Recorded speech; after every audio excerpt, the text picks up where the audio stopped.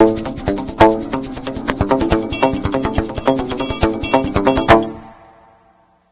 there, my name's Sturjong and it's time to go street talking online once again. So on the 27th of June last weekend, the PINKDOT 2020 event was live streamed online. The annual LGBTQ protest event, which usually draws a massive pink swathed crowd at Speaker's Corner, featured a music video by popular drag queens, a documentary on queer families, as well as performances by local artists. I am lighting up because I want to show that we exist, I exist, and to show them that I'm a drag queen. But in the week prior to that, more than one petition was launched calling for restricted access to the event.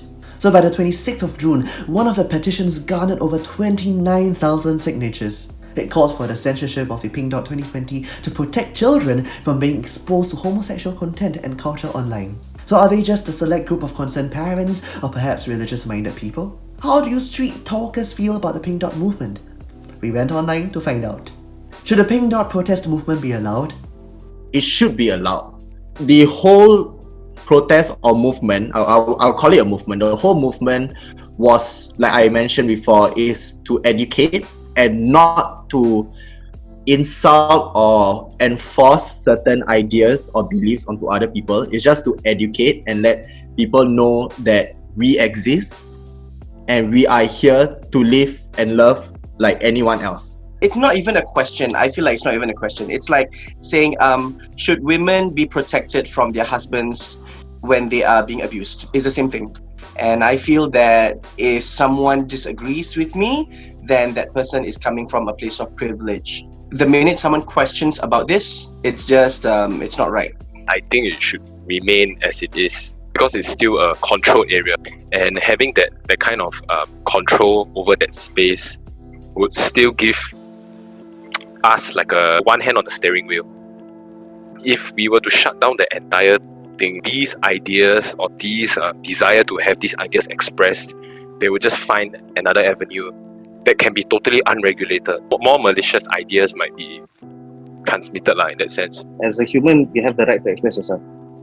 Even though the country has its own limitations, a person shouldn't feel limited or feel like oppressed to express their feelings. And I feel like for this kind of movement, the PINKDOT movement, their protests, it's peaceful, it's not harming anyone. And I feel like it shouldn't be a problem for them, an issue for them to be able to express themselves in our country. There's no question about the right to protest. Everyone has the right to protest in Singapore. Everyone has the right to free speech in Singapore. Now the real question is there a legitimate reason to protest?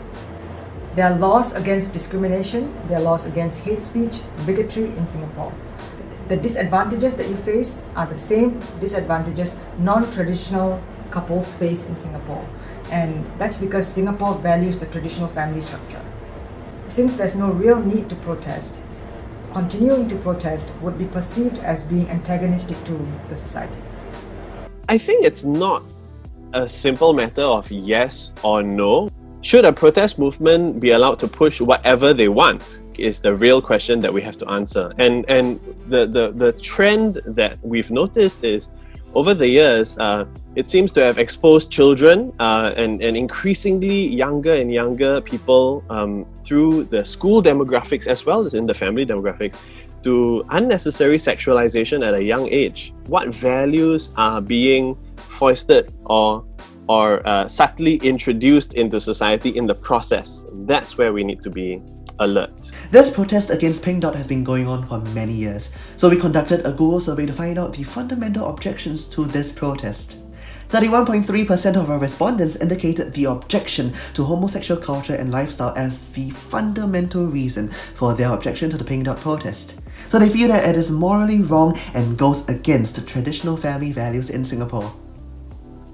25% of them cited education of the young, in which the exposure of children to homosexual issues might be misguiding, potentially influencing their perspectives and values. Another 25% of the respondents indicated religious reasons, in which homosexuality is against their personal beliefs and values. And lastly, the remaining 19.7% indicated other reasons such as status quo and the preservation of traditional values as their fundamental objections to the protest. If large crowds are no longer possible during COVID times, should the government create a virtual speakers corner? I totally agree that there should be a virtual speakers corner, because I feel there should be some appointed person, or probably even better, a committee that could be the voice of these people, could be the eyes of these people as well. And I feel that it will be a more credible argument, or a more credible debate to bring up to the government, or from the issues that are concerning the community. I don't see why we should ask the government to create one so that they can sanction, or they can, oppose, or, have so many different views, or policing the views of individuals. All the online platforms are virtual speakers corners on their own. Why do we want the government to create one when we have the right to do it? I mean, it's like anyone with Facebook Live is having his own speakers corner already. Anyone with YouTube Live, or Instagram Live, they are having their own speakers corner. So anyone with a internet connection has their own speakers corner. The idea of whether it should be online or offline, virtual or not virtual, is immaterial. What really matters in domestic public discourse is how we conduct the discussions that we do, and whether we frame other Singaporeans as the enemy in the process. In the past, especially when it comes to the LGBT issue, both sides have made the mistake of framing the other side as the enemy.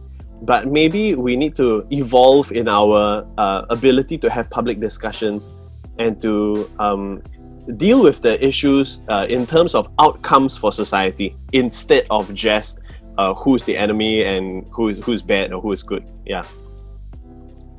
I don't know. It might come back to hurt us. I think if the government regulates the space, it would set a legal precedence or a precedence in the future where authorities can actually regulate the space. So one of the worries that I have, or at least in the long run, is when certain pro LGBTQ ideologues, for example, once they enter government, they can use this precedence against us, who might be more conservative leaning in that sense, to regulate the space that we are using right now.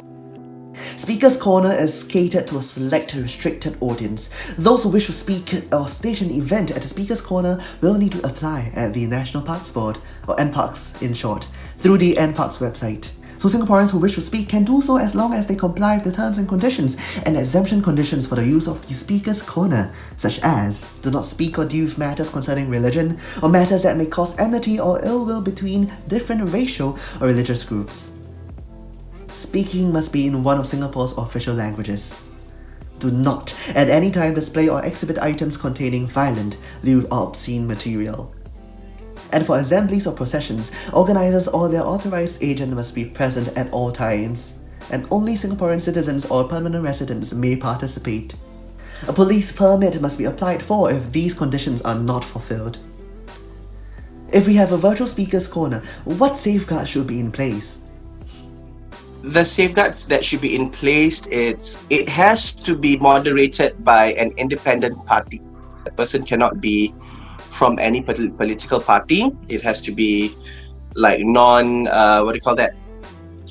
conflict of interest. The minute it is being conducted by a body or organization from the government, then of course nobody was going to say anything. It's not going to be truthful. No foreign interference. I mean, that to me is one of the key things, because I think foreign interference would actually mess up a lot of the definitions of a lot of the definition of the social institutions that we still hold dear in our country. Yeah. A form of login system similar to our SingPass, our F2P password system, whereby citizens can log in and verify their age. That way, we can avoid underage children to just accidentally stumble upon and end up browsing through the sites without any adult supervision.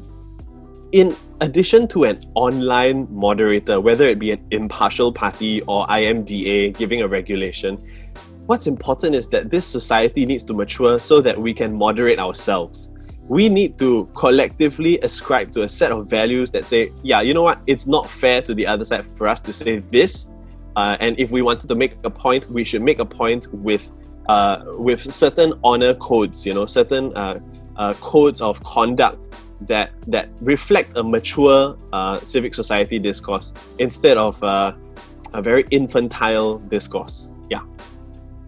It looks at the Pink Dot movement, and issues surrounding the Pink Dot movement continue to generate differing and even opposing opinions. Though it might be a polarizing matter, it is important for all parties to hear each other out without prejudice, to understand where they're coming from. Only then can we have genuine and constructive communication. As for whether online protests should be allowed, where people have the means to say and do whatever they want without regulations, this begs another question. Do people have the self-control and self-censorship to put out content that is responsible? The internet is a powerful tool that can be of great benefit, but when abused, can lead to serious consequences. What do you think? Should unregulated online protests be allowed? If not, is there any way to curate online protests? Let us know in the comments down below. Don't forget to like and share this video and subscribe to Happy TV. My name's Dajong. See you next week. Goodbye.